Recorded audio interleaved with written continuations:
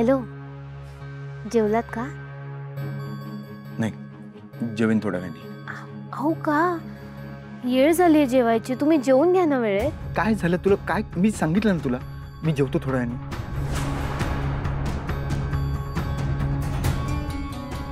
Aditya sir, काय झालंय? काही नाही, ते काल मी सांगितलं ना तुला की बेसिकली एक ते कन्सेंट लेटर, एक ती फॉर्मॅलिटी पूर्ण करायची होती, पण त्या माझ्या बॉसनी नकार दिलाय. ठीक आहे, ठीक आहे, तुम्ही नका काळजी करू. मला असं वाटतं की तुम्ही पुन्हा एकदा देवी आईंना भेटा, त्यांच्यासमोर तुमचं प्रेझेंटेशन पुन्हा एकदा शांतपणे नीटपणे मांडा, त्यांना नीट समजावून सांगा. मला खात्री आहे ह्या यायला तुम्हाला नकार नाही देणार त्या. आईशी मी नाही नाही पारू, मी नाही जाणार आईशी बोलायला, आणि मला नाही वाटत की ती माझं काही ऐकून घे, आणि आता तर बॉस पण ऐकून घेणार नाही. मला नाही वाटत हे प्रोजेक्ट होईल. आदित्य सर, मला सांगा, तुम्ही तुमच्या नावासोबत देवी आईंचं नाव लावताय ना, मग देवी आईंचं नाव खराब होता कामा नये, आणि एखादं काम हातात घेतल्यावर तुम्ही असं मध्येच नाही सोडू शकत. त्यामुळे तुम्ही ऐका माझं, तुम्ही एकदा जाऊन देवी आईंना भेटा. ठीक आहे.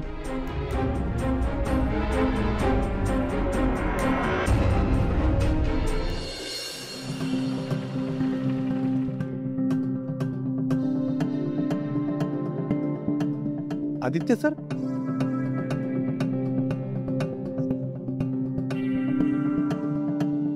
आदित्य सर, कसे आहेत मामा? मी बरं आहे. तुम्ही कसे आहे? मस्त. या ना, आत या, घरात या. नाही नाही नाही नाही, मी इथे आईला भेटायला आलोय, आणि आत नको, मी इथेच थांबतो. फक्त तुम्ही आत जाऊन काही सांगू नका. पण सर, नाही नाही दादा, पण नाही भेट नाही, प्लीज, माझ्यासाठी. तुम्ही जाऊ ना, तुमचं काम करा. हां, मी आहे इथेच. ठीक आहे सर.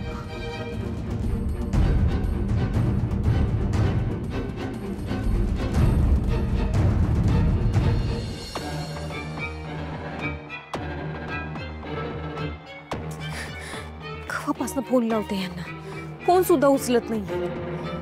सांगितलं होतं देवी आईंकडे भेटायला जा, पण ते देवी आईंना भेटायला गेले असतील का? बरं, गेले असतील तर ते देवी आईंना भेटले असतील का? देवी आईंसमोर त्यांचा प्रोजेक्ट त्यांनी नीट मांडला असेल का? काय कळत नाही. समजात महत्वाचं म्हणजे देवी आईंशी आदित्य सर नीट बोलले असतील का? ते चिडले असतील का देवी आईंवर? का देवी आई आदित्य सरांवर चिडल्या असतील? तेव्हा काय बी कळना झाले मला. तिथं काय परिस्थिती असेल, आदित्य सर तिकडे गेले असतील का नाही, मला काय बी कळना झाले. भीती वाटते मला. काय आदित्य सर कुठल्या संकटात तर नसतील ना? नाही नाही, मला जाऊन बघायला पाहिजे.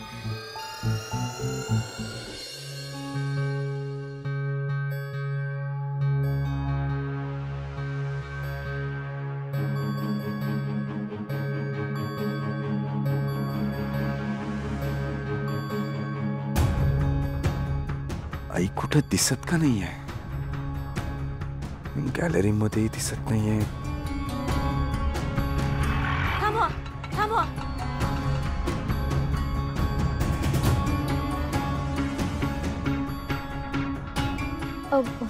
हे घ्या, थँक्यू. आदित्य सर.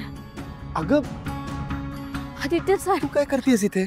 हो, मी कवापासून फोन लावते तुम्हाला, फोन सुद्धा उचलत नव्हता तुम्ही. कवापासून तुमची वाट बघते. मला काळजी वाटायला लागली म्हणून मी तुम्हाला शोधत तिकडे आले. तुम्ही ठीक आहात ना? अगं पारू, पण पारू बाळ, कशी आहेस तू? मी बरी आहे. मारुतीला सांगून येतो, तो पण नव्हता इथं. लई दिवस झालं गावी गेला होता, आजच आलाय. लई खुश होईल. मी सांगून येतो त्याला. हा,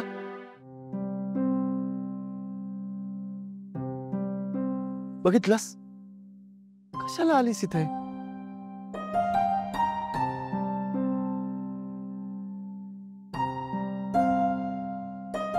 एक काम कर, की ये इकडे बस. ये इकडे इकडे. बस इथे बस.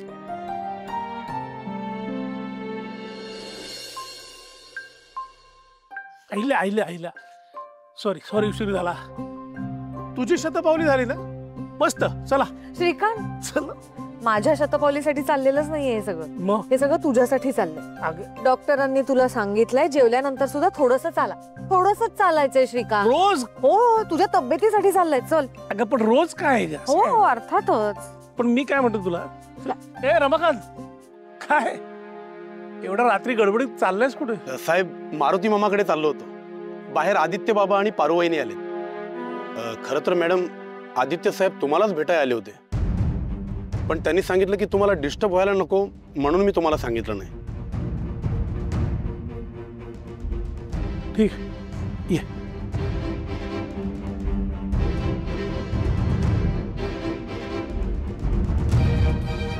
बघितलंस ना आदित्यने मनात आणलं असतं ना तर तो आग येऊ शकला असता, पण तुझ्या शब्दांचा मान ठेवायचा म्हणून तो बाहेर थांबलाय.